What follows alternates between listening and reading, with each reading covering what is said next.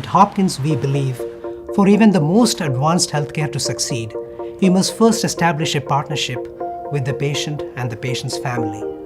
Trust and communication are essential to positive health outcomes.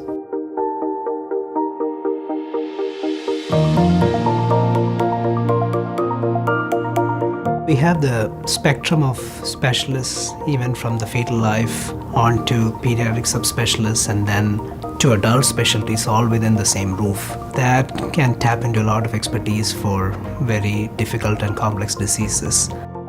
A lot of patients with congenital heart disease who come to see a general cardiologist eventually may develop arrhythmias. And so what you want is a team that's able to take care of every aspect of your cardiac needs. We treat all varieties of heart rhythm disorders, everything from the most benign palpitations and straightforward arrhythmias like SVT, which are pretty common in normal healthy children, to the most complex and life-threatening hereditary arrhythmias. We also like to take a step back and treat the entire patient. You're not just treating the electrical system, you're treating the entire patient, the entire family really.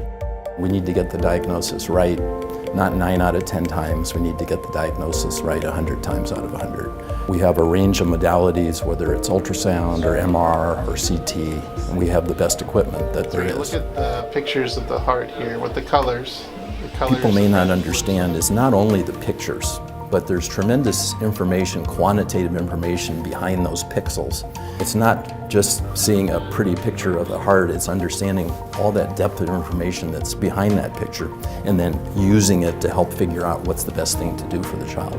We're seeing more and more premature infants born, and we have a very high level NICU, obviously. Standard of practice for our neonatologists here is to screen for pulmonary hypertension as babies get closer to discharge. So nobody's missed. And then once we have the diagnosis, we know what to do with it. We're looking at new techniques, ways we can look at the function of the right heart. Together with the echocardiography, we can use a lab test that will help increase our diagnostic and prognostic accuracy.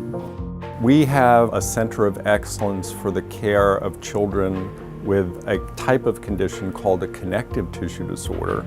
The pediatric cardiology infrastructure provided a means for us to provide excellent care for these patients. As a result, those patients came from all over the country and all over the world for their care at Johns Hopkins. That really provided a research opportunity for us in genetics. We were seeing a large population. We could start asking questions like, what gene is causing your disorder? The left ventricle, right atrium, right. I think what's unique about an academic medical center is that people are curious about the forces driving the disease. We're more likely to try to individualize our care, to try to consider what will work best for this person sitting in front of us today.